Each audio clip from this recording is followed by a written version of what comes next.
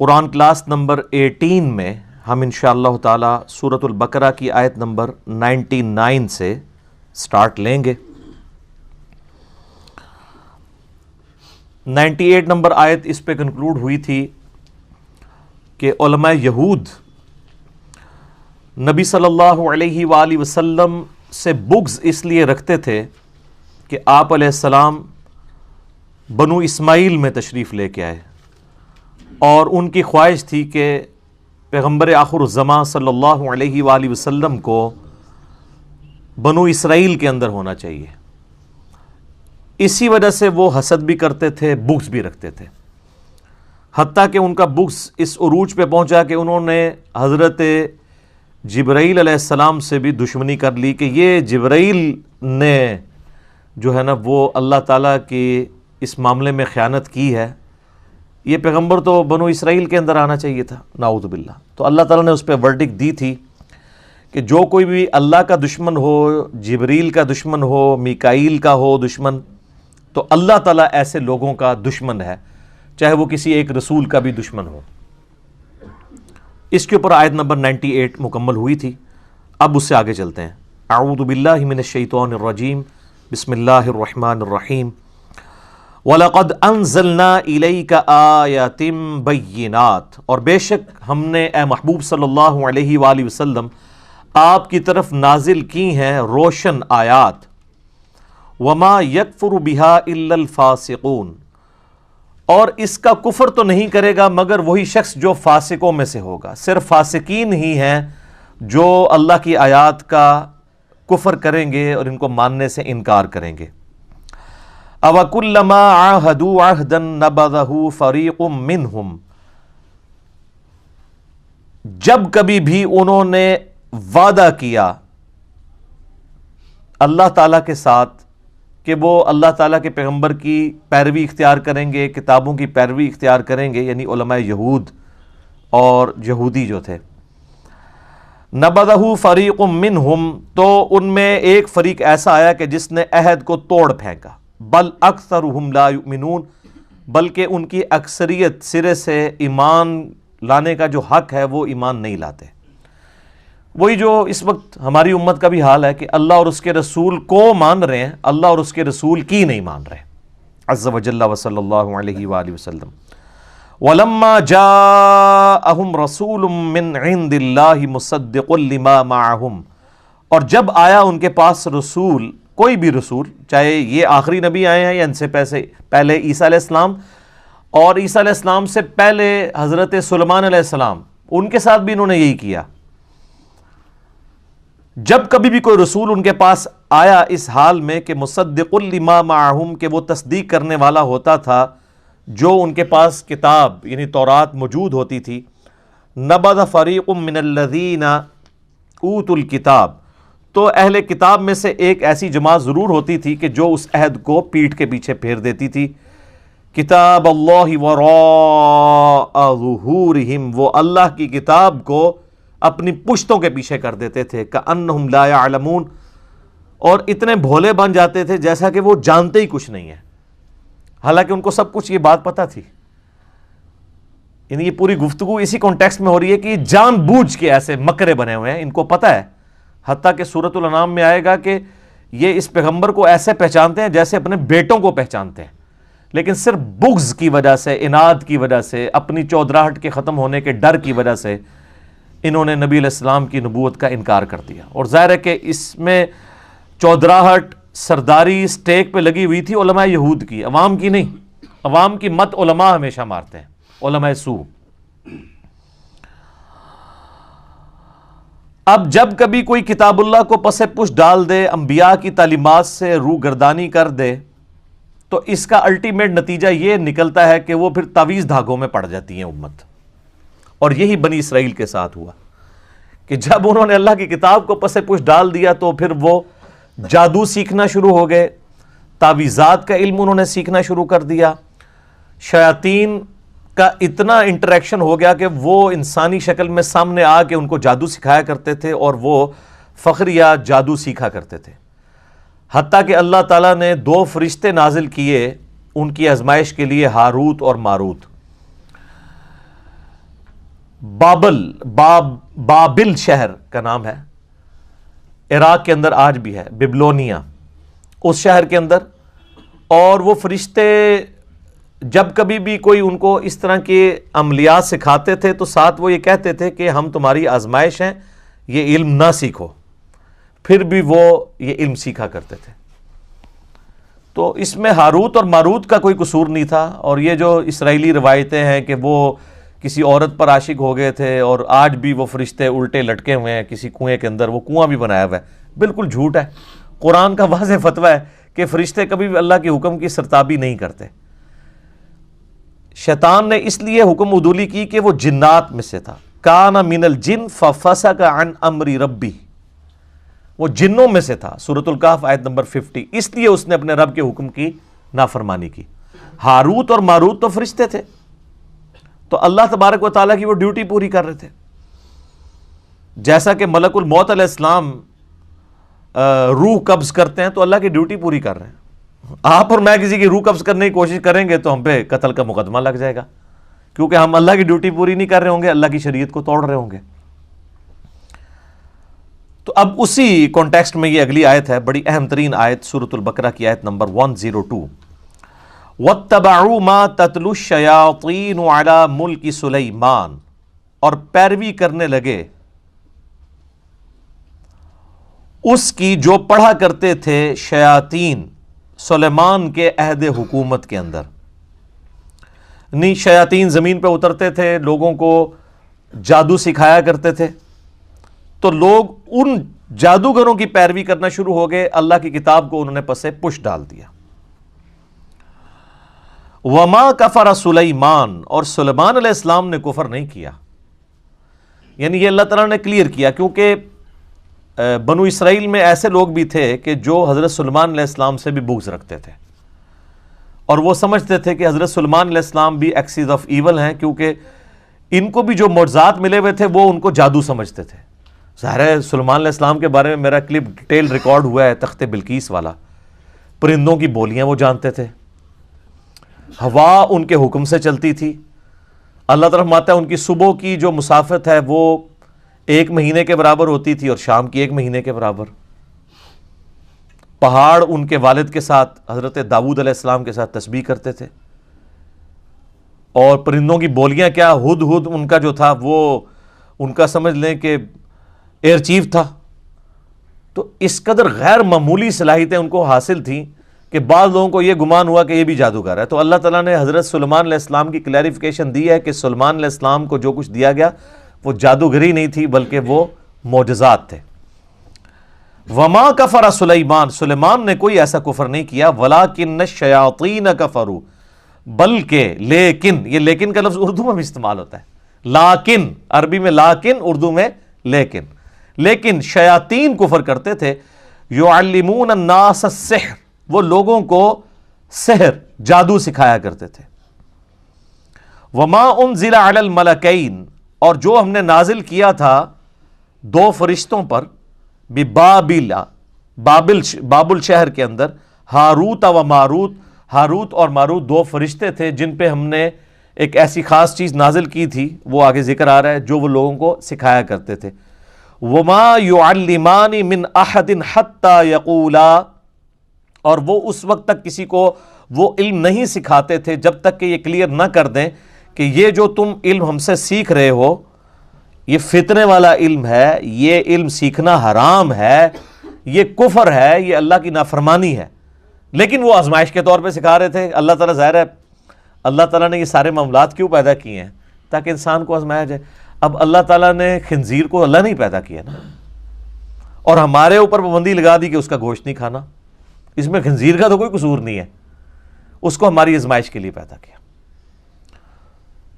تو اس طرح اللہ تبارک و تعالیٰ نے جو یہ جانچنے کا نظام پیدا کیا، اس میں کوئی نہ کوئی اللہ تعالیٰ کی ڈیوٹی پوری کر رہا ہوتا ہے، بشرطے کہ کوئی بغاوت نہ کرے تو اس کے اوپر کوئی اس طرح کا بلیم نہیں آتا. تو جب کبھی بھی وہ کسی کو سکھانے لگتے تھے وہ دونوں، تو وہ کیا کہتے تھے؟ انما نحن فتنۃ، ہم تو نہیں مگر فتنہ، آزمائش ہے تمہارے لیے. فلا تکفر، تو مت کفر کرو. یعنی فرشتے کہتے تھے کہ ہم کفر سکھا رہے ہیں لیکن کفر نہ سیکھو، یہ اللہ کی آزمائش ہے۔ یار اس سے ننگی بات کوئی کی جا سکتی ہے کہ فرشتے انسانی شکل میں آئیں اور کہ ہمیں اللہ نے تمہاری آزمائش کے لیے بھیجا ہے کہ دیکھتے ہیں کہ کون اس آزمائش میں پڑتا ہے، کون نہیں پڑتا، اس کے باوجود لوگ گمراہ ہو جائیں؟ تو یہ کوئی اتنی معیوب بات تو نہیں ہے، ہماری امت بھی ایسے کر رہی ہے۔ نبی علیہ السلام کی مبارک زندگی کے اندر سارے کوئی آپ کے جانثار تو نہیں تھے، آپ کے جانی دشمن بھی تھے، آپ علیہ السلام پہ قاتلانہ حملے بھی ہوئے، آپ علیہ السلام کو تکلیف بھی دی گئی، آپ کے گھر والوں کے اوپر تہمتیں لگائی گئیں، حتیٰ کہ آپ کو زہر بھی دیا گیا۔ تو یہ ساری تکلیفوں سے نبی علیہ السلام کو گزرنا پڑا۔ تو فرشتے تو پھر بھی فرشتے تھے، پیغمبر جو ان کی جنس سے ہوتے تھے، ان کی سپیشیز سے ہوتے تھے، ان کو بھی لوگ نہیں قبول کرتے تھے۔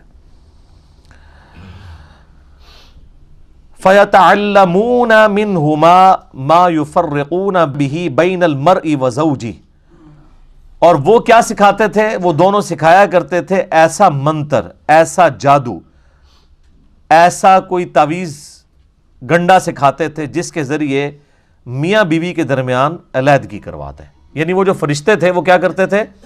اللہ تعالیٰ کی طرف سے آزمائش تھے، اور ایسی آزمائش تھے کہ وہ ایسا منتر سکھاتے تھے جس کے ذریعے کوئی شخص میاں بیوی کے درمیان جدائی کروا سکتا ہے۔ تو سیکس تو ہمیشہ پوٹنٹ جذبہ رہا ہے، اس زمانے میں بھی اگر کسی کو کسی کی بیوی پسند آتی تھی تو وہ ایسے کوئی تعویذ دھاگے کے ذریعے وہ جو سیکھتے تھے میاں بیوی میں علیحدگی کروا کے تو خود پھر شادی کر لیتے تھے۔ تو اس طرح کے علوم آج کل بھی آپ دیکھیں مارکیٹ کے اندر عام ہے، لیکن ظاہر ہے کہ یہ علوم اسی وقت اثر کرتے ہیں کہ جب جن کے اوپر یہ عمل کیا جا رہا ہو وہ خود اللہ سے غافل ہو۔ اگر جو شخص سنت اذکار کرتا ہے اور وظائف کا اہتمام کرتا ہے، اللہ کے ساتھ جڑا ہوا ہے، تو دنیا کے سارے جادوگر مل کے کچھ نہیں کر سکتے۔ ایک نبی علیہ السلام کا جو واقعہ جادو والا ہے جس کے اوپر میرا کلپ بھی ریکارڈڈ ہے، وہ صرف اللہ تعالیٰ نے ایک رول ماڈل کے طور پر ایک واقعے سے آپ علیہ السلام کو گزارا، اس کے بعد کبھی آپ نے سنا ہو کسی صحابی پہ جادو ہوا ہو؟ حضرت عمر فاروق رضی اللہ تعالیٰ عنہ جنہوں نے سپر پاورز الٹ دی تھی، تو یہودی یروشلم میں بیٹھے ہوئے تھے اور وہ جادو میں مشہور تھے، کروا دیتے حضرت عمر کے اوپر جادو؟ نہیں۔ جب جادو کا علاج اتر آیا معوذتین، آخری 2 صورتوں کی شکل میں، تو صحابہ کرام ان وظائف کا اہتمام کرتے تھے، اس لیے ان کے اوپر کبھی اس قسم کے سفلی جو علوم ہیں انہوں نے کبھی کوئی برا اثر نہیں دکھایا۔ تو اگر جادو سے ہی جنگیں جیتی جاتی تو وہ جیت لیتے، تو اس طرح نہیں ہوتا۔ خیر یہ الگ ٹاپک ہے، میں اس کی ڈیٹیل میں آج نہیں جاؤں گا۔ اللہ تعالیٰ فرماتا ہے کہ وہ میاں بیوی کے درمیان جدائی کروا دیتے تھے، اور یہ میاں بیوی کے درمیان جدائی کروانے کا فتنہ آج تک اسی طریقے سے جاری ہے۔ شیاطین یہ جدائی کرتے ہیں، اور اس کے لیے ضروری نہیں کسی نے تعویذ کروایا ہو، اپنی غلطیاں بھی آتی ہیں۔ اللہ تعالیٰ کے کچھ رولز اور ریگولیشنز ہیں، جو ان کو وائلیٹ کرے گا اس کے اوپر اللہ تعالیٰ کا وہ رول اپلائی ہو جائے گا۔ مثلا جو شخص بھی سخت سردیوں کی رات میں ننگے پاؤں ٹھنڈے فرش پہ پھرے گا تو اس چیز کے چانسز ہیں کہ اس کو ٹھنڈ لگ جائے۔ اب وہ یہ تو نہیں کہہ سکتا میں نے دعائیں پڑھی ہوئی ہیں۔ دعا کا اثر اس وقت تک ہے جب تک آپ اپنے اوپر خود تقدیر غالب نہ کر لیں۔ اگر کوئی دعا پڑھ کے تو سانپ کے منہ میں ہاتھ دے دیتا ہے تو دعا کا کوئی اثر نہیں ہوگا، کیونکہ ان ساری دعاؤں کے ساتھ آتا ہے ناگہانی آفات جو انسان نے خود اپنے اوپر اپلائی نہ کی ہوں۔ اب ایک بندہ کہ جی میں بسم اللہ پڑھ کے ساکٹ میں 2 انگلیاں دے دوں تو انشاءاللہ اوپر ہی پہنچے گا۔ ہاں آپ کو کہانیاں کرائی گئی ہیں کہ حضرت خالد بن ولید نے بسم اللہ پڑھ کے زہر پی لیا تھا۔ یار آپ کی عقل کام کرتی ہے کہ خالد بن ولید رضی اللہ تعالیٰ عنہ اس طرح کی غیر شرعی حرکت کریں؟ صحیح بخاری کے اندر موجود ہے، ایک یہودیہ نے نبی علیہ السلام کی دعوت کی، ابو داؤد میں بھی بڑی ڈیٹیل کے ساتھ یہ واقعہ آتا ہے، اور اس نے آپ علیہ السلام کے کھانے میں بھنی ہوئی بکری جو کہ آپ کو پسند تھی اس کے اندر زہر ملا دیا۔ آپ علیہ السلام نے جب کھانا شروع کیا تو آپ کے ساتھ باقی صحاب بھی تھے، تو جیسے ہی آپ نے لقمہ زبان پہ رکھا تو اس لقمے نے بول کے کہا کہ یا رسول اللہ مجھے آپ نے نہیں نگلنا، میرے اندر زہر ہے، تو آپ نے وہ تھوک دیا۔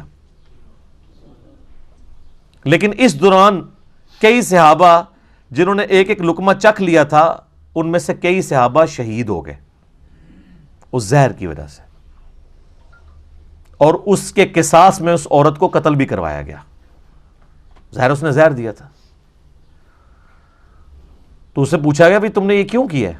تو اس نے کہا کہ میں نے چیک کرنا تھا آپ اللہ کے رسول ہیں یا نہیں، اگر آپ اللہ کے رسول ہیں تو اللہ آپ کو بتا دے گا، اور اگر آپ اللہ کے رسول نہیں ہیں تو آپ سے ہماری جان چھوٹ جائے گی۔ خیر ایمان کی دولت پھر بھی نہیں ان کو نصیب ہوئی اس واقعے کے بعد بھی۔ جس طرح ہم یہاں لوگوں کو ان کے بزرگوں کی، بابوں کی کفری عبارتیں بھی دکھا دیتے ہیں نا، پہلے تو بڑے وثوق سے کہہ رہے ہوتے ہیں کہ جی بالکل غلط ہے، جب دیکھ لیتے ہیں آپ کہتے ہیں آپ بتاؤ، پھر آنکھیں بند کر لیتے ہیں۔ تو یہ مینٹالٹی شروع سے ہے۔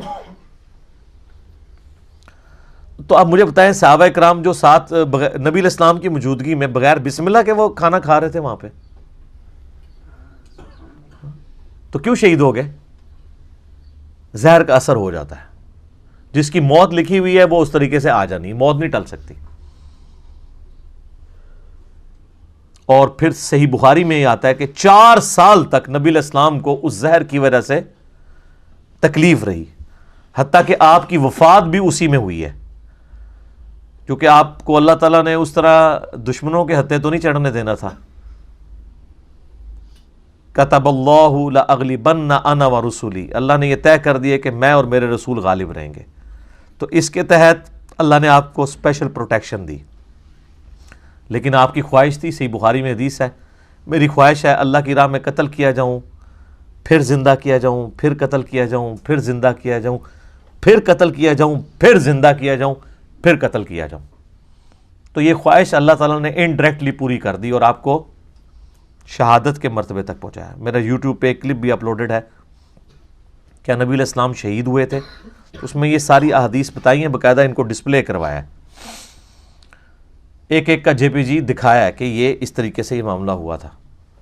تو وہ زہر کا اثر واپس آیا۔ بخاری کے الفاظ ہیں، اما عائشہ کہتی ہیں کہ نبی علیہ السلام مجھے کہتے تھے کہ وہ غزوہ خیبر کے موقع پر جو میں نے گوشت کھایا تھا آج میری رگیں کاٹ رہا ہے، اور نبی علیہ السلام کو اللہ نے آنرری طور پہ شہادت کے درجے کے اوپر فائز کیا اللہ کے حکم سے، یعنی اس کا زہر واپس آ گیا، ورنہ جو شہید ہونے والے تھے وہ تو اسی وقت ہی ہو گئے تھے۔ لیکن نبی علیہ السلام 4 سال تک سروائیو کیا، اللہ تعالیٰ نے اس اثر کو واپس لے کے آئے۔ تو کوئی نقصان اس طریقے سے نہیں پہنچا سکتا الا یہ کہ کسی کے مقدر میں ہو۔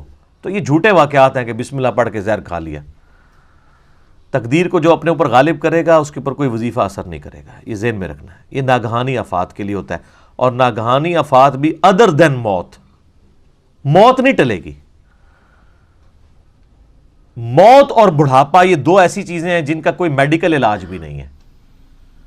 اور نبی علیہ السلام کی آپ طب نبوی کے اوپر حدیث اٹھا کے دیکھیں تو ہمیشہ آپ کو ملے گا کہ موت اور بڑھاپے کے علاوہ ہر مرض کی دوا اللہ نے رکھی ہوئی ہے، لیکن بڑھاپا اور موت آج بھی نہیں ہے سر، کوئی بڑھاپا نہیں کم۔ اگر کوئی شخص اپنی سکن سرجری کرا بھی لے تو اس کے اندر اعضاء کی عمر تو پوری ہو چکی ہوتی ہے، صرف چہرے کو مینٹین کیا ہے نا اس نے، وہ بھی کس حد تک، وہ کتنے بھدے لگ رہے ہوتے ہیں آپ کو پتہ ہی ہے، جو زبردستی اس طرح کی سکن ٹائٹ کرواتے ہیں۔ اور اگر آپ کا لیونگ سٹینڈرڈ درست نہیں ہوگا تو میرے بھائی کئی لوگ ہیں جن کی عمر تو 40 سال ہے لیکن ان کے گردے 60 سال کے ہو چکے ہیں، کیونکہ انہوں نے خوراک صحیح استعمال نہیں کی۔ ان کا معدہ ہو سکتا ہے 70 سال کا ہو چکا ہو، اس طرح کی باہر کی گندی غذائیں انہوں نے کھائی ہیں کہ جتنا اس نے ٹیمپر ہونا تھا 40 سالوں میں، 70 سالوں کے اندر وہ 40 سال میں ہی ہو گیا۔ تو اس کو کہتے ہیں انسان کی ہر عضو کی ایک میڈیکل لائف ہوتی ہے۔ تو یہ اللہ تبارک و تعالیٰ نے ایک سسٹم رکھا ہوا ہے۔ تو یہ میاں بیوی کے درمیان وہ علیحدگی کروایا کرتے تھے اس کی وجہ سے۔ صحیح مسلم میں ایک حدیث ہے کہ شیطان کا تخت پانیوں پہ لگا ہوا ہے، اور رات کے وقت سارے اس کے چیلے آ کے اسے رپورٹ کرتے ہیں اور بتاتے ہیں کہ آج ہم نے کون کون سے گناہ کے کام کروائے۔ کوئی آگے کہتا ہے کہ آج میں نے فلاں شخص سے چوری کروائی، فلاں شخص سے میں نے قتل کروا دیا، فلاں شخص سے میں نے زنا کروا دیا۔ تو شیطان خاص امپریس نہیں ہوتا، ایک چیلا آگے کہتا ہے آج میں نے میاں بیوی کے درمیان جدائی کروا دی ہے۔ تو شیطان کہتا ہے اصل کام تو نے کیا ہے، اور اس کو گلے لگا کے ملتا ہے کیونکہ تمدن کی جڑ کٹ جاتی ہے جب میاں بیوی کا ریلیشن شپ ڈسٹرب ہوتا ہے. پورا معاشرہ اس کے اوپر کھڑا ہے. اس لیے اسلام میں سب سے زیادہ زور اسی کے اوپر ہے کہ آخری درجے تک نبھانے کی کوشش کی جائے. میرا ایک کلپ کچھ عرصہ پہلے اپلوڈ ہوا تھا یوٹیوب کے اوپر مظلوم بیوی کے نام سے، کہ ہمارے سب کانٹیننٹ کے معاشرے کے اندر کس طرح عورتوں کے اوپر ظلم ہوتے ہیں اور خاوند جو ہے ان کو کس طرح اپنا غلام سمجھ کے رکھتے ہیں. آج مجھے اس ڈیٹیل میں جانے کی ضرورت نہیں ہے. اب آپ دیکھ لیں کہ وہ جو مسلم شریف کی حدیث تھی کہ شیطان خوش ہوتا ہے میاں بیوی سے علیحدگی کے معاملے میں، تو قرآن نے بھی اس حدیث کو انڈورس کر دیا ہے کہ واقعی شیاطین کا جو اول مصداق ہے وہ یہی ہے کہ میاں بیوی کے درمیان جدائی کر دی ہے. وَلِعَوْذُ بِاللَّهِ تعالی. تو اللہ تعالیٰ فرماتا ہے وَمَا هُمْ بِضَارِّينَ بِهِ مِنْ أَحَدٍ إِلَّا بِإِذْنِ اللَّهِ. وہ ضرر نہیں پہنچا سکتے تھے اس جادو اور منتر کے ذریعے مگر جب اللہ چاہے. اللہ نہیں چاہے گا تو نہیں اثر ہوگا، سیدھی سی بات ہے. اور جب اللہ چاہے گا تو کوئی بچت نہیں کر سکتا. سورہ الزخرف میں آیا کہ جو رحمان کے ذکر سے روگردانی اختیار کرتے ہیں اللہ ان پر شیطان مسلط کر دیتا ہے جو اس کا برا ساتھی بن جاتا ہے. اللہ کر دیتا ہے شیطان. یہ شیطان اللہ کا چھوڑا ہوا کتا ہے نا، اور ہر انسان کے ساتھ ہے. بخاری مسلم میں حدیث موجود ہے، نبی علیہ السلام فرمایا کہ ہر انسان کے ساتھ ایک فرشتہ اور ایک جن اٹیچڈ ہے. مسلم شریف میں ذرا ڈیٹیل آتی ہے اس کی. تو ایک صحابی نے جرت کر کے پوچھا یا رسول اللہ آپ کے ساتھ بھی؟ فرمایا ہاں میرے ساتھ بھی اٹیچ ہے، لیکن اللہ تعالیٰ نے مجھے اس پہ طاقت دی. میرے ساتھ جو شیطان اٹیچ ہے وہ مجھے نیکی کی طرف ہی بلاتا ہے. باقی سب کا جو شیطان ہے برائی کی طرف، میرے ساتھ جو شیطان اٹیچ ہے وہ مطیع ہو گیا ہے، اس نے اسلام قبول کر لیا. تو نبی علیہ السلام کے سوا کوئی شخص یہ نہیں کہہ سکتا کہ گارنٹی ہے میں جو کچھ کہہ رہا ہوں وہ حق کہہ رہا ہوں، چاہے وہ کوئی صحابی ہو چاہے کوئی بزرگ ہو. کوئی شخص یہ کلیم نہیں کر سکتا. ما ضل صاحبکم وما غوا. صرف نبی علیہ السلام کے لیے گارنٹی ہے، تمہارے نبی نہ کبھی بہکے ہیں نہ کبھی بے راہ چلے ہیں. تو اللہ تعالیٰ ہمارا کہ وہ اللہ کے اذن کے بغیر نہیں ایسا کر سکتے تھے. وَيَتَعَلَّمُونَ مَا يَضُرُّهُمْ وَلَا يَنْفَعُهُمْ. اور وہ چیز جو ضرر رساں ہے ان کے لیے اور نہیں نفع پہنچا سکتی انہیں، وہ سیکھتے تھے. ظاہر ہے کہ دنیا میں اگر کوئی منفعت حاصل بھی کر لے، آخرت میں تو اس کا نقصان ہے. جادوگر تو کافر ہو جاتا ہے کیونکہ وہ ایسے الفاظ بولتا ہے جو کفر کی کیٹیگری میں فال کرتے ہیں. اس لیے آپ دیکھ لیں سعودیہ کے اندر تو جادوگر کی سزا قتل ہے، سیدھا سیدھا فساد فی الارض کر رہا ہے وہ. وَلَقَدْ عَلِمُوا لَمَنِ اشْتَرَاهُ مَا لَهُ فِي الْآخِرَةِ مِنْ خَلَاقٍ. اور وہ اچھی طرح یہ جانتے تھے کہ جو وہ سودا کر رہے ہیں ان کا اب آخرت میں اللہ کی رحمت میں کوئی حصہ نہیں ہے. بڑا ہی برا سودا کر رہے ہیں وہ، یعنی اپنی آخرت بیچ کے دنیا حاصل کر رہے ہیں نا. دنیا کی منفعت کی خاطر کفر کر کے، سحر کر کے، اس سحر کے ذریعے کیا کر رہے ہیں؟ اپنی آخرت برباد کر رہے ہیں. تو دنیا خرید رہے ہیں آخرت کو برباد کر کے. تو کتنا برا وہ سودا کر رہے ہیں. اور اہل ایمان کی نشانی سورہ توبہ میں کیا آئی کہ اللہ تعالیٰ نے مومنین کی جانیں اور مال جنت کے بدلے میں خرید لی ہیں. وہ اپنی جان اور مال لٹا دیتے ہیں جنت کے حصول کے لیے. اور یہاں پہ جو فاسقین ہیں، جو کفر کرنے والے ہیں، اللہ کے باغی ہیں، ان کا ایٹیچیوڈ کیا ہے کہ وہ دنیا حاصل کرنے کے لیے اپنی آخرت داؤ پہ لگا دیتے ہیں. ما لہ فی الآخرۃ من خلاق. آخرت میں ان کا کوئی حصہ نہیں ہے. وَلَبِئْسَ مَا شَرَوْا بِهِ أَنفُسَهُمْ لَوْ كَانُوا يَعْلَمُونَ. اور کتنی ہی بری چیز ہے جس کا انہوں نے سودا کیا ہے اپنی جانوں کو اس یعنی دوزخ کی آگ میں جھونک کے. لَوْ كَانُوا يَعْلَمُونَ. کاش وہ اس بات کو جانتے ہوتے. جانتے تو وہ تھے، مراد یہ کہ جاننے والا جانتے. یہاں پہ آپ بڑے سے بڑے ڈاکو سے پوچھ لیں کہ ڈاکہ مارنا کیسی چیز ہے، کہ کہے گا جی بری چیز ہے. اپنے بچوں کو وہ کوشش کرے گا کہ ان کی تربیت صحیح کرے. تو اس کا کیا مطلب ہے؟ اس کو پتہ ہے لیکن اللہ تعالیٰ جو اس طرح کی ورڈک دیتا ہے نا، کاش یہ جانتے ہوتے ہیں، مراد یہ کہ واقعی اس کو سیریس لیتے. اب کتنے لوگ ٹی وی پہ آ کے کہتے ہیں جان اللہ کو دینی ہے، اور کرتوت ان کے دیکھ لیں. اگر اللہ کو جان دینی ہو تو انسان جھوٹے الزامات کسی کے اوپر لگائے، اللہ رسول کی قسمیں کھائے. واقعی اگر دینی ہو تو وہ اسی طرح جان اللہ کو دینی ہے جس طرح ہم لوگ کہتے ہیں ایک ڈوگما لے کے چل رہے ہوتے ہیں، ایک جسے وہ رچرڈ ڈاکنز بھی ڈیلوژن کہتا ہے، ڈیلوژن ہی لے کے چل رہے ہوتے ہیں. اگر واقعی کنوکشن والا ایمان ہو تو پھر انسان کی زندگی میں نظر آتا ہے کہ واقعی اس نے جان اللہ کو دینی ہے، پھر انصاف کے اوپر مبنی بات انسان کرتا ہے.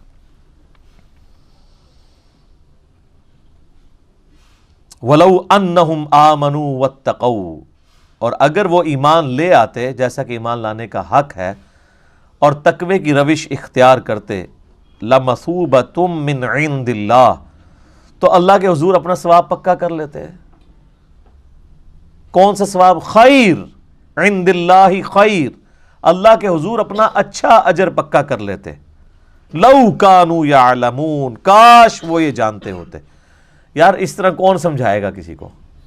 کیا درد اور سوز و گداز ہے ان جملوں میں، بار بار یہ بات ریپیٹ ہو رہی ہے، لو کانوا یعلمون، کاش وہ جانتے ہوتے. اب میرے بھائیو ایک خاص آیت آ رہی ہے جس کے اوپر میں کئی دفعہ مختلف لیکچرز کے اندر بول چکا ہوں. یہودیوں کی ایک خاص روش تھی کہ وہ الفاظ کو بگاڑا کرتے تھے، یہ ان کی مینٹیلٹی تھی. بنو اسرائیل کے پیغمبر جن کو وہ مانتے بھی تھے ان کے ساتھ بھی انہوں نے یہ کیا. حکم ہوا کہ جب تم نے یروشلم فتح ہوگا اور تم نے وہ اس شہر کے دروازے سے انٹر ہونا ہے، اریحا شہر جیریکو، تو حطۃ کہتے ہوئے داخل ہونا ہے تو اللہ تعالیٰ تمہاری غلطیوں کو معاف کر دے گا. انہوں نے حنطۃ کہنا شروع کر دیا کہ ہمیں گندم چاہیے. اب یہی یہودی تھے جو اس وقت وقتی طور پہ صحابہ کرام کے روب کی وجہ سے دب کے اسلام قبول کر لیا، اندر سے وہ کافر ہی تھے. نبی علیہ السلام کی مجالس میں بیٹھتے تھے اور پھپتیاں بھی کستے تھے، اور آپ صلی اللہ علیہ وآلہ وسلم کی گفتگو کا مذاق بھی اڑاتے تھے. ٹولیوں کی شکل میں بیٹھ جاتے تھے نا، اب سینکڑوں بندے بیٹھے ہوئے ہیں اور اس میں چھوٹی چھوٹی ٹولیاں ہیں تو آپس میں وہ ساتھ جگتے بھی مارتے رہتے تھے. نبی علیہ السلام کی بات ہو رہی ہوتی تھی نا تو وہ جگت مارتے تھے. اور جب کوئی اہل ایمان میں سے سن لیتا تھا ایسی بات اور وہ کہتے تھے یہ کیا کر رہے ہو، تو وہ کہتے تھے اپنے کانوں کا علاج کرواؤ، ہم نے یہ تو نہیں، ہم نے تو یہ کہا ہے. اور زبانوں کو ایسے موڑتے تھے کہ واقعی وہ اس کو بینیفٹ آف ڈاؤٹ دیا جا سکتا تھا. اور یہ مطلب یہ ایٹیچیوڈ ابھی تک یعنی آپ دیکھیں کہ جاری ہے. ہمارے یہ موجودہ پرائم منسٹر صاحب جب یہ کنٹینر پہ تھے تو وہ بار بار کہتے تھے امپائر کی انگلی، امپائر کی انگلی. تو وہ اس انگلی کی کوئی تعبیر کوئی کچھ کرتا تھا، جب ان سے پوچھا ان کا جی میں نے تو اس سے مراد اللہ لیا ہے. تو یعنی اب اپنے آپ کو بچانے کی خاطر انسان اللہ اور رسول کو بھی ڈالنا شروع کر دے. ان کو پتا ہے انہوں نے کیا کیا اور پوری قوم کو پتا ہے کہ اس وقت کیا کر رہے تھے، لیکن کم از کم اس سوال کو ویل لیفٹ کر دیتے. اللہ کو بیچ میں کیوں ڈالا کہ میں اس سے مراد اللہ لے رہا تھا؟ اللہ پہ جھوٹ باندھا، ان کو تو پتا تھا کہ وہ نہیں لے رہے تھے. تو یہ ایٹیچیوڈ ہمیشہ انسانیت کے اندر رہا ہے کہ وہ اپنی سیلف رسپیکٹ اور ایگو کی خاطر اپنی غلط باتوں کی تعویل بھی کر لیتا ہے. تو مسلمانوں کے بھی یہی حال ہے. اگر یہ یہودیوں کی آپ آیتیں پڑھ رہے ہیں تو یہ کام مسلمان بھی کر رہے ہیں. قرآن میں آیا کہو سمعنا و اطعنا، ہم نے سنا اور اطاعت اختیار کی. تو اب پا جو ہے وہ ذرا موٹی کر کے بولی جاتی ہے عربی میں، تو وہ پھر جگت مارتے تھے نا. جب آیت نازل ہوئی ہے تو کہتے تھے سمعنا و عصینا، ہم نے سنا اور نافرمانی کی. عصینا کہتے ہیں نافرمانی کو. اب کسی اور نے پاس سن لیا کہ یہ کیا بکواس کر رہے ہو، کفر بول رہے ہو، تو کہا کہ نہیں ہم نے تو اطعنا کہا ہے، تمہیں سننے میں خرابی لگی ہے. اس وقت تو کوئی ریکارڈنگ نہیں کر سکتا تھا نا کہ ریکارڈنگ کر کے سنا لیتا، کوئی خفیہ کیمرہ نہیں تھا. یہاں پہ بھی وہ کیا کرتے تھے، سورہ البقرہ کی آیت نمبر 104 میں آ رہا ہے. صحابہ کرام کی عادت تھی کہ وہ نبی علیہ السلام سے جب دین سیکھ رہے ہوتے تھے تو کوئی بات سمجھ نہیں آتی تھی تو وہ یہ کہتے تھے، ان کا تقیہ کلام تھا، راعینا یا رسول اللہ، یا رسول اللہ ہماری رعایت فرمائے، یعنی بات کو ریپیٹ کر دیں، ہمیں بات سمجھ نہیں آئی. اب یہ بالکل معقول لفظ تھا، وہاں پہ ریناؤنڈ تھا. اب یہودیوں کو چونکہ وہ جگت باز تھے، وہ جگت تو فوراً پکڑتے تھے، جس طرح ہمارے فیصلہ بادیے پکڑ لیتے ہیں، کیا کی بات کو کیا بنا دیتے ہیں. تو انہوں نے نا رائینا کہنا شروع کر دیا، یعنی صحابہ کہہ رہے ہیں رائینا یا رسول اللہ، تو وہ اپنی ٹولی میں بیٹھے ہوئے ہیں اب اسی جگہ ہی پہ، اور رائینا رائینا. اب رائینا کا مطلب بنتا ہے اے ہمارے چرواہے. ایک تھوڑا سا اس لفظ کو کھینچنے کی وجہ سے مطلب دوسری طرف چلا جاتا ہے. اب صحابہ کرام تو نعوذ باللہ نبی علیہ السلام کے لیے اپنی جانیں دینے کے لیے تیار تھے، وہ کب آپ علیہ السلام کے لیے اس طرح لفظ استعمال کر سکتے تھے؟ تو حالانکہ آپ علیہ السلام نے یعنی بکریاں چرائی ہیں اور اس کے عوض معاوضہ بھی لیا ہے. آپ کا بچپن بڑا یعنی ایک ٹف ماحول میں گزرا ہے، اور تمام انبیاء کو اللہ تعالیٰ پریکٹس کرواتا ہے. لیکن یہودی جو ہیں وہ کسی اور سینس میں اس کو کہہ رہے ہوتے تھے، بدتمیزی کے لیے، آپ کو ڈس آنر دینے کے لیے، نعوذ باللہ. تو اللہ تعالیٰ کو چونکہ یہ بات اللہ کو تو پتا تھا یہ کیا کر رہے ہیں، تو اللہ تعالیٰ نے صحابہ کرام کو کہا کہ اے اہل ایمان تم اس لفظ کو ہی چھوڑ دو جس کو یہودی بگاڑتے ہیں. تو وہ آیت ہے اب یہ سورۃ البقرہ آیت نمبر 104، یا ایھا الذین آمنوا لا تقولوا راعینا، اے ایمان والو مت کہا کرو راعینا، وقولوا انظرنا، بلکہ کہا کرو یا رسول اللہ ہمارا انتظار کر لیں، نظر رحمت فرمائے، تھوڑی دیر کے لیے انتظار کر کے اس بات کو ریپیٹ کرتے. یعنی ایک ایکویلنٹ ورڈ دے دیا راعینا کی بجائے انظرنا.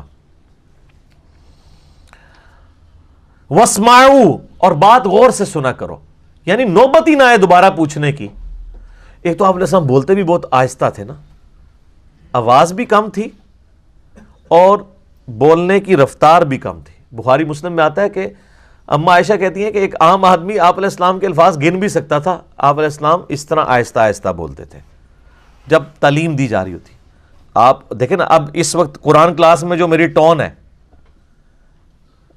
اور یہی ٹون جب مجلس میں جائے گی تو آپ کو فرق نظر آئے گا، کیونکہ وہاں کوشچننگ ہو رہی ہوتی ہے 1 to 1، اس کا ڈیکورم ڈیفرنٹ ہوتا ہے.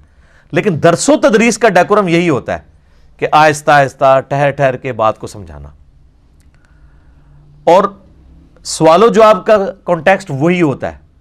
یہ دونوں چیزوں کو مکس نہیں کرنا چاہیے. یہ اسی طریقے سے ہے کہ ایک بندہ وہ بریانی کو اور مرغ پلاؤ کو ایک سمجھنا شروع کر دے، وہ دونوں کا ٹیسٹ ڈیفرنٹ ہے. ٹھیک ہے، مرغ پلاؤ میں بریانی مسالہ نہیں ڈال سکتا، اور بریانی بغیر بریانی مسالے کی نہیں بن سکتی. تو آپ علیہ السلام کی جو عام گفتگو تھی وہ بڑی آہستہ دھیمی اور یہ ہوتی تھی. لیکن جب آپ تقریر کر رہے ہوتے تھے نا ممبر پہ، وہ تو مسلم شریف کے الفاظ ہیں، آنکھیں سرخ ہو جاتی، آواز بلند ہو جاتی، گویا کہ آپ علیہ السلام ایک جرنیل کی مانند اپنے آڈینس کو ڈرا رہے ہوتے قیامت کے دن سے. صحیح مسلم 2005 نمبر حدیث ہے یہ، اور اس میں الفاظ ہیں غصے میں اضافہ ہو جاتا، یعنی جلال کے اندر. آپ علیہ السلام کا جو سٹائل تھا بولنے کا بڑا جلالی ہوتا تھا. یہ جو آج کے واعظین ہیں وہ کہتے ہیں میٹھا بولیں میٹھا بولیں، یہ میٹھا سٹائل نبی علیہ السلام کا نہیں تھا. وہ عام مجلس میں گفتگو میں ایسا ہوتا تھا، لیکن جب آپ تقریر کے لیے ڈیکورم سے ہوتے تھے پھر پگڑی بھی آپ باندھتے تھے. پگڑی ایک پروٹوکول ہوتا ہے نا، تو ایک خاص سٹائل میں گفتگو ہوتی تھی. تو کہا گیا کہو انظرنا، یا رسول اللہ انتظار کریں. واسمعوا، پہلے ہی بات غور سے سن لیا کرو تاکہ دوبارہ نوبت ہی نہ آئے. یار کیا انداز محبت ہے اپنے محبوب کے ساتھ صلی اللہ علیہ وآلہ وسلم. صحابہ کرام کو الٹرنیٹو بھی دیا جا رہا ہے اور ساتھ ہلکی سی ڈانٹ بھی پلائی جا رہی ہے کہ پہلے کیوں نہیں کان کھول کے سن دے ہو، کہ ضرورت ہی نہ پوے بار بار. واسمعوا وَلِلْكَافِرِينَ عَذَابٌ علیم، اور کافروں کے لیے دردناک عذاب ہے جو تلے ہوئے ہیں نبی علیہ السلام کی توہین کے اوپر.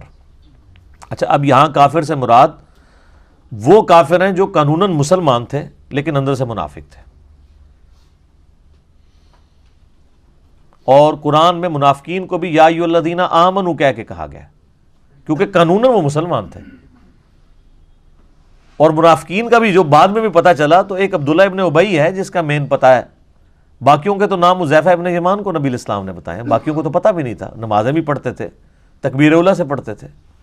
مسلم شریف میں حدیث ہے، عبداللہ ابن مسعود کہتے ہیں کہ نبی علیہ السلام کے زمانے میں اگر کوئی بیمار ہو کے اتنا لاغر ہو جاتا کہ وہ 2 بندوں کے سہارے مسجد میں آتا تو وہ 2 بندوں کے سہارے ہی آتا تھا کہ کہیں اسے منافق نہ سمجھ لیا جائے۔ یعنی منافق بھی اتنے پکے نمازی تھے کہ وہ بھی مسجد میں ہی نماز پڑھتے تھے۔ پاکستان میں مسلمان ہونے کے لیے نماز کوئی ضروری نہیں ہے، لیکن ریاست مدینہ جو اوریجنل تھی اس میں نماز اتنی ضروری تھی کہ اگر آپ نماز نہیں پڑھیں گے تو آپ مسلمان نہیں ہیں۔ یہ فرق میں آپ کو بتا رہا ہوں۔ تو نبی علیہ السلام کا احترام سکھایا گیا۔ سورۃ الحجرات تو اس کا کلائمیکس ہے نا، یا ایھا الذین آمنوا لا ترفعوا اصواتکم فوق صوت النبی، اے اہل ایمان اپنی آواز کو بلند نہ کرنا رسول اللہ کی آواز سے، ورنہ تمہارے اور آپس میں ان کے ساتھ ایسے گفتگو نہ کرنا جس طرح آپس میں ایک دوسرے کے ساتھ کرتے ہو، ورنہ تمہارے اعمال اکارت کر دیے جائیں گے اور تمہیں خبر بھی نہیں ہوگی۔ یعنی اتنا بڑا یہ جرم ہے کہ توبہ کی توفیق بھی نہیں ملے گی، پتہ ہی نہیں چلے گا۔ اب اعمال اکارت ہو جائیں اور پتہ بھی نہ چلے کسی کو تو اس نے توبہ کہاں سے کرنی ہے۔ اور صحیح بخاری میں یہ آیت نازل ہوئی تھی حضرت ابو بکر و عمر کے بارے میں، عام بندوں کے بارے میں نہیں۔ ابن ابی ملیکہ تابعی کہتے ہیں قریب ہے کہ مخلوق کے 2 بہترین لوگ ابو بکر اور عمر برباد ہو جاتے جب رسول اللہ کے حضور جھگڑا کرتے ہوئے آپس میں ان کی آوازیں بلند ہو گئیں اور اس پہ یہ آیات نازل ہوئیں۔ اور اس کا کانٹیکسٹ پھر وہ عبداللہ ابن زبیر سے بیان کرتے ہیں صحیح بخاری کے اندر ہی، کہ بنو تمیم کا وفد آیا تو جب وہ جانے لگے تو نبی علیہ السلام نے مشورہ کیا کہ آپ کی مبارک عادت تھی جب بھی کوئی قبیلہ اسلام قبول کرتا تھا تو ان میں سے کسی کو ان کا امیر مقرر کرتے تھے تاکہ بعد میں کمیونیکیشن کے لیے آسانی ہو۔ تو حضرت ابو بکر رضی اللہ تعالیٰ نے مشورہ دیا کہ فلاں شخص امارت کے لیے موزوں ہے۔ حضرت عمر نے کہا یہ نہیں، یہ بہتر ہے۔ تو حضرت ابو بکر کو غصہ آ گیا، انہوں نے کہا کہ عمر تم ہر معاملے میں مجھ سے اختلاف کرتے ہو۔ اب نبی علیہ السلام تو بیچ میں کہیں ہے نہیں تھے، یہ آپس میں ڈسکشن کر رہے تھے اور اس میں تلخ کلامی ہوئی، آواز بلند ہو گئی۔ قرآن کی آیات نازل ہوئی کہ رسول اللہ کی موجودگی میں بھی جس نے آواز بلند کی، رسول اللہ سے تو بدتمیزی کا تو سوال ہی نہیں نہ پیدا ہوتا، ان کی موجودگی میں بھی آپس میں لڑے تو فارغ۔ بخاری کے الفاظ ہیں جب یہ آیات نازل ہوئیں تو حضرت عمر اتنی آہستہ آواز میں گفتگو کرتے تھے کہ نبی علیہ السلام کو سنائی نہیں دیتی تھی، اور آپ کئی دفعہ یہ کہتے تھے عمر تھوڑا تو اونچا بولو مجھے سمجھ نہیں آ رہی، اتنا ڈر گئے۔ پھر اللہ تعالیٰ نے قرآن میں اگلی آیات نازل کی، ان الذین یغضون اصواتهم عند رسول اللہ، بے شک جو لوگ رسول اللہ کے حضور اپنی آوازوں کو پست رکھتے ہیں اللہ نے ان کے دلوں کو تقوی کے لیے چن لیا ہے، ان کے لیے اجر عظیم ہے، مغفرت ہے۔ اور یہ آیت آج بھی روضہ شریف کے باہر جالیوں کے اوپر لکھی ہوئی ہے، کیونکہ نبی علیہ السلام اپنی وفات کے بعد بھی اسی طریقے سے قابل احترام ہے جس طرح اپنی مبارک زندگی میں۔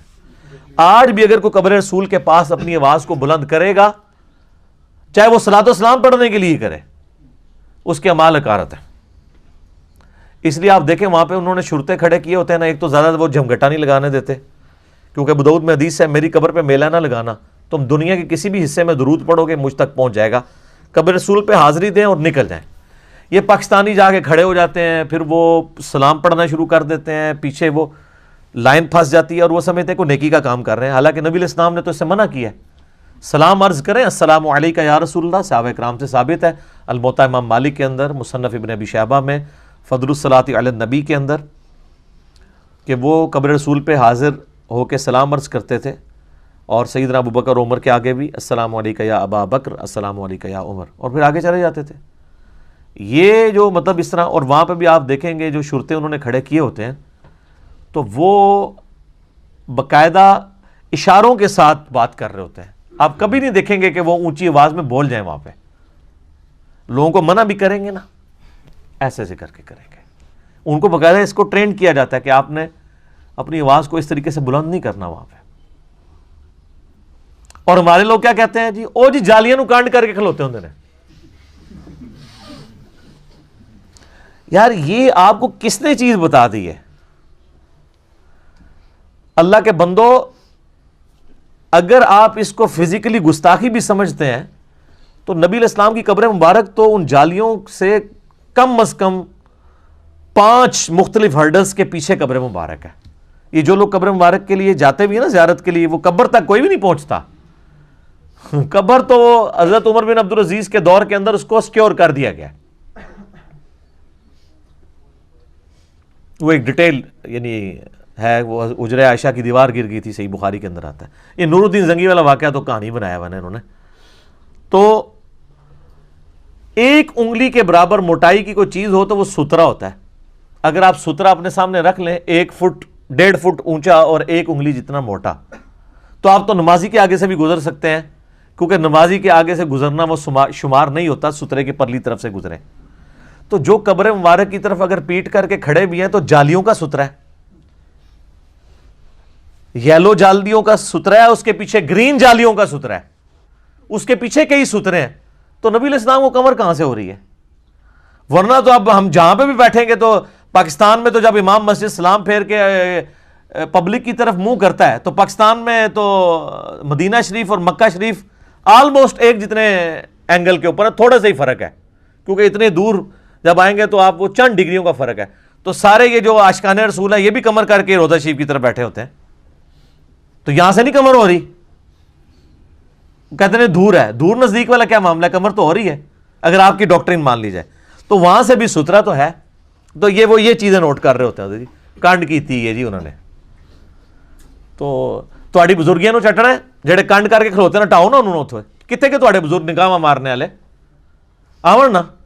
وہ جی امام کعبہ گستاخ ہے, وہ پیچھے نماز نہیں ہوتی. تو سر امام کعبہ کو اٹھائے نا, غوث وقت کدھر غائب ہے؟ آئے نا نگاہ مار کے اٹھائے اور خود کھڑا ہو وہاں پہ. سب کہانیاں کرائی ہوئی ہیں. ٹھیک ہے, تو یہ تو میرا فیوریٹ ٹاپک ہے, میں اور طرف چل پڑوں گا. ٹھیک ہے, تو بس ہم اس پہ یہ ریکویسٹ کر سکتے ہیں کہ مرنے سے پہلے اے مسلمان کر لے اس پہ غور. کتابوں کا خدا اور ہے, بابوں کا خدا اور. آپ دیکھ لیں ہر چیز کتابوں میں ڈیفرنٹ ملے گی. تو اللہ تعالیٰ ماتا ہے کہ رائنا مت کہو, انظر نہ کہو, اور بات غور سے سن لیا کرو, اور کافروں کے لیے دردناک عذاب ہے. ما یود الذین کفروا من اہل الکتاب, اہل کتاب میں جو کافر ہیں وہ کبھی بھی نہیں یہ چاہیں گے, ولا المشرکین, اور نہ ہی مشرک, ان ینزل علیکم من خیر, کہ مسلمانوں تم پہ کوئی خیر کی بات نازل ہو. یہ تو حسد کرتے ہیں کہ اللہ کی کتاب تم پہ کیوں نازل ہوئی اور پیغمبر آخر الزمان بنو اسماعیل میں کیوں آگے. من ربکم, تمہارے رب کی طرف سے کوئی خیر نازل ہو, اس سے یہ کبھی بھی ان کو پسند نہیں ہے. واللہ یختص برحمتہ من یشاء, اور اللہ مخصوص کر لیتا ہے اپنی رحمت کے لیے جسے چاہتا ہے. اللہ نے لوگوں سے پوچھ کے تو فیصلہ نہیں کرنا کہ پیغمبر کو کس قبیلے میں بھیجنا ہے, کس سٹیٹس میں بھیجنا ہے, یہ اللہ کا فیصلہ ہے. واللہ ذو الفضل العظیم, اور اللہ تعالی بڑے فضل کا مالک ہے. اب یہ آیت نمبر جو 106 ہے, یہ بھی بڑی اہم آیت ہے, چونکہ اس آیت کے کانٹیکسٹ میں میں تعارف قرآن والے اپنے لیکچر کے اندر بڑی ڈیٹیل سے گفتگو کر چکا ہوں, ناسخ و منسوخ, لہٰذا میں آج اس کی تفصیل میں نہیں جاؤں گا. جس سے شوق ہے تو وہ دیکھ لے. یہ قرآن کا ایک اہم ترین ٹاپک ہے کہ قرآن میں بھی ناسخ و منسوخ ہے, یعنی اللہ تعالیٰ نے ایسی آیات نازل فرمائیں جو بعد میں منسوخ ہو گئیں, اور اللہ تعالیٰ نے اس کی ریزن بھی بتا دی کہ یہ ہماری سنت ہے. اور میں نے اس کی ٹیکنیکل ریزن بھی بتائی ہیں کہ بعض اوقات ایسے احکامات نازل ہوتے ہیں جو ایک خاص ٹائم پیریڈ کے لیے ہوتے ہیں, بعد میں پھر اللہ تبارک و تعالیٰ ان کو کنٹینیو نہیں کرتا. ہماری شریعت اور جو اگلی شریعتیں ہیں ان میں بھی فرق ہے, اور ہماری شریعت کے اندر بھی کئی احکامات گریجولی چینج ہوئے. احادیث میں تو بہت زیادہ احکامات ہیں, قرآن میں بھی کچھ آیات ایسی ہیں. مثال کے طور پہ پہلے مسلمانوں پہ فرض تھا کہ وہ وصیت کریں کہ مرنے کے بعد مال اس طریقے سے تقسیم ہوگا, سورۃ البقرہ کے اندر. پھر سورہ نساء کے اندر اللہ تعالیٰ نے پوری وراثت کی تقسیم خود ہی فرما دی, تو اب وہ آیات منسوخ ہیں. اس حوالے سے شاہ ولی اللہ دہلوی کی کتاب ہے الفوز الکبیر فی اصول التفسیر, اس میں باقاعدہ ایک پورا چیپٹر ہے ناسخ و منسوخ کے اوپر. اور شاہ ولی اللہ کے نزدیک 5 آیات قرآن میں ایسی ہیں جو منسوخ ہوئی ہیں, اور ان کی ناسخ آیات بھی قرآن کے اندر موجود ہیں. اور اگر آپ ان کو بھی دقت نظر سے دیکھیں تو وہ وقتی احکامات ہیں, جس میں سے ایک میں نے یہ بتائی. اسی طریقے سے سورۃ الانفال میں آتا ہے کہ ایک مسلمان 10 کافروں پر بھاری ہے. پھر آیت نازل ہوئی کہ اب اللہ نے تمہاری کمزوری کو جانچا ہے, تو اب ایک مسلمان 2 کافروں پہ بھاری ہوگا. جو ریشو پروپورشن نہیں وہاں پہ بیان ہوئی. یعنی ظاہر جب تعداد بڑھ گئی تو پھر 125 جو صحابہ مکے میں تربیت یافتہ تھے اس طرح کے صحابہ تو بعد والے نہیں تھے نا, تو اوور آل ریشو پروپورشن گر گئی. یہ نہیں ہے کہ وہ 125 کو کوئی فرق لگ گیا تھا, وہ 125 تو جاندار ہی تھے, لیکن اب 125 میں جب 1025 ایڈ ہوں گے اس لیول کے نہیں ہوں گے تو ریشو تو نیچے ہی آئے گی نا. وہ 125 جو ہیں وہ 10 پہ ہی باری ہیں, لیکن بعد والے اس لیول کے نہیں ہیں. تو اب یہ یعنی اللہ تعالیٰ نے ناسخ و منسوخ کو اس حوالے سے اس میں بریف کیا. بس اس کو آیت کو کور کر لیتے ہیں. ما ننسخ من آیت او ننسیہا, ہم کوئی آیت منسوخ کر دیں یا آپ کو بھلا دیں, نأتی بخیر منہا, تو اس سے بہتر آیت پھر ہم لے آئیں گے قرآن کے اندر, او مثلہا, یا کم از کم اس کے برابر.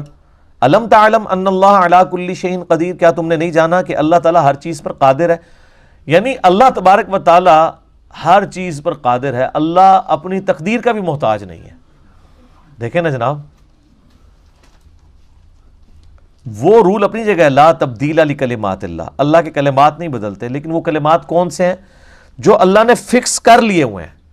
اگر اللہ نے اپنی تقدیر میں یہ چیز لکھی ہے کہ اتنے عرصے کے بعد اس معاملے کو میں اس طرح ٹرانسفر کر دوں گا, تو وہ تقدیر میں کوئی تبدیلی نہیں آئی ہے, بلکہ اس تقدیر کی ایگزیکیوشن بعد میں ہوئی ہے, پہلے پورشن کی ہوئی تھی. قرآن تو لوح محفوظ میں پہلے ہی موجود ہے. آپ احادیث اٹھا کے دیکھیں تو میں نے کئی ایک حوالے پیش کیے ہیں سورۃ البقرہ کے بارے میں کہ وہ تو انسانوں کی پیدائش سے پہلے, جنات کی پیدائش سے پہلے اللہ تعالیٰ کے پاس لکھی ہوئی تھی سورۃ البقرہ.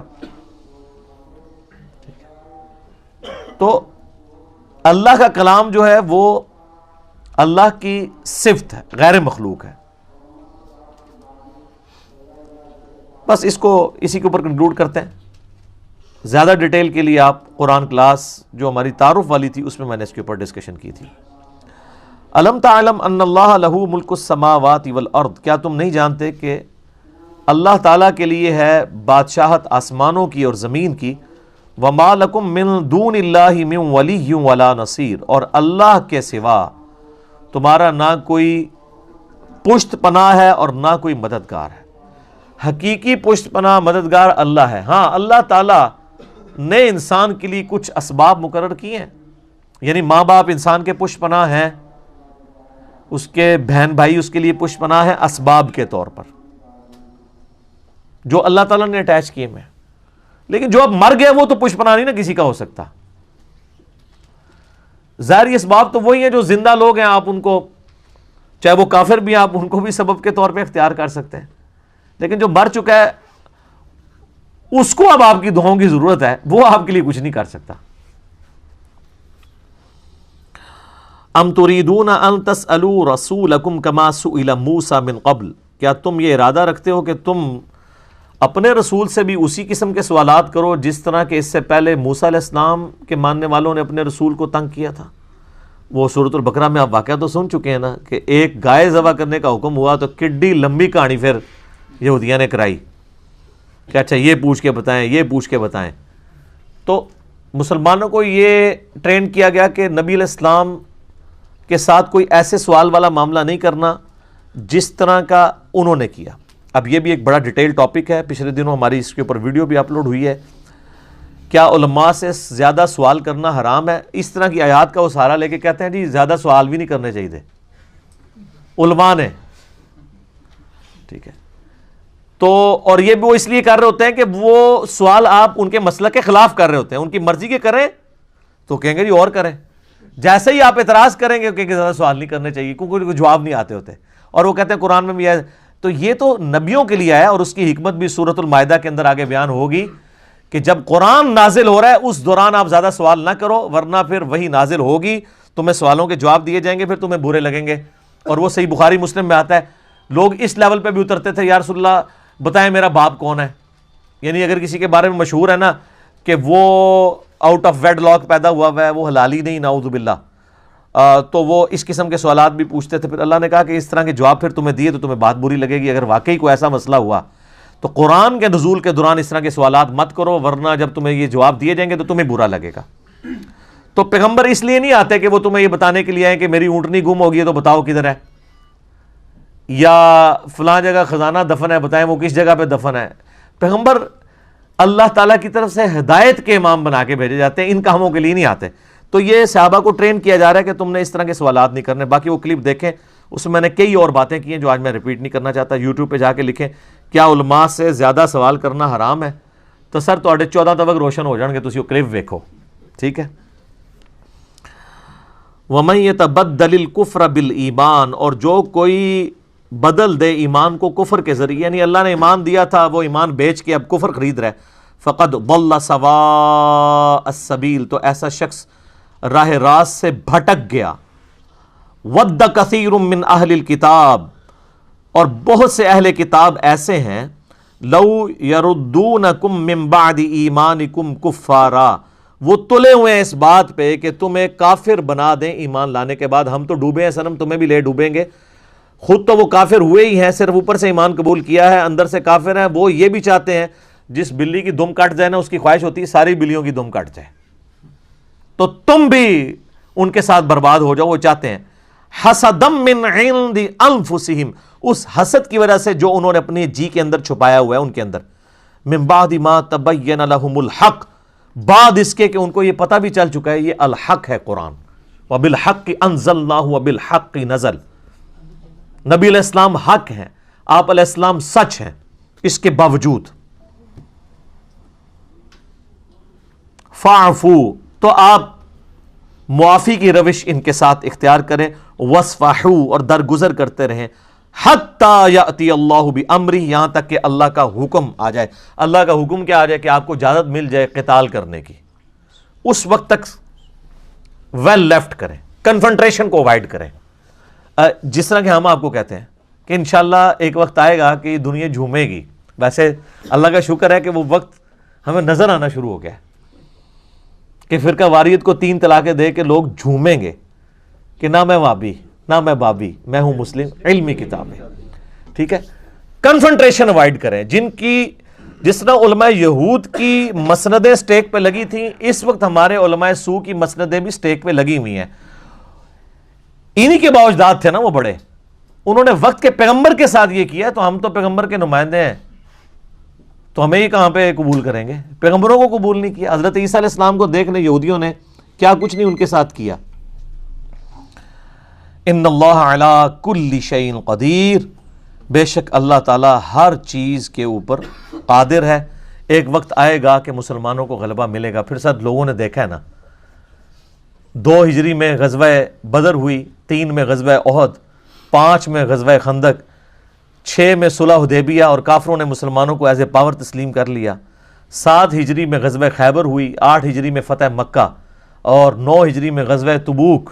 رومن امپائر نے بھی مسلمانوں کا روب قبول کر لیا، اور 1.5 لاکھ کی فوج صرف 30,000 صحابہ کے ڈر سے رومن امپائر کا ہیڈ کیسر روم وہ بارڈر سے پیچھے بھاگ گیا. اور پھر آپ دیکھ لیں 14 ہجری کے اندر جا کے 14-15 ہجری کے اندر یرموک اور قادسیہ بھی ہو گئی ہے، اور دونوں سپر پاورز، یعنی یہ 16-17 سال کے اندر پوری دنیا تلپٹ ہو گئی ہے. لیکن جب یہ آیات نازل ہو رہی ہیں اس وقت تو صرف تسلی ہیں. کسی نے سوچا تھا کہ ان آیات کے نزول کے 10-12 سال کے اندر یہ سب کچھ ہو بھی جائے گا. هو الذی ارسل رسولہ بالہدی ودین الحق لیظہرہ علی الدین کلہ، وہی اللہ ہے جس نے الہدا قرآن کے ساتھ اپنے نبی کو مبعوث کیا اور دین حق کے ساتھ، تاکہ تمام ادیان پہ اسے غالب کر دے. ولو کرہ المشرکون، چاہے مشرک اس بات کا برا مان جائے. ٹھیک ہو گیا جی. اللہ تعالیٰ سے دعا ہے جو حق بات میں نے کہی اللہ تعالیٰ ہمارے دلوں میں راسخ فرمائے. اگر جذبات میں میرے منہ سے کوئی غلط بات نکل گئی تو اللہ تعالیٰ ہمارے دلوں سے ہی محو کر دے، ہمیں معاف بھی کرتے. اللہم صلی علی محمد وعلی آل محمد کما صلیت علی ابراہیم وعلی آل ابراہیم انک حمید مجید. اللہم بارک علی محمد وعلی آل محمد کما بارکت علی ابراہیم وعلی آل ابراہیم انک حمید مجید. اللہ تعالیٰ سے دعا ہے جو حق بات میں نے کہی ہمیں اس بات پہ خود عمل کر کے دوسرے بھائیوں تک پہنچانے کی توفیق عطا فرمائے. سبحانک اللہم وبحمدک اشہد ان لا الہ الا انت استغفرک واتوب الیک وما علینا الا البلاغ المبین. جزاکم اللہ خیرا. احسن الجزاء.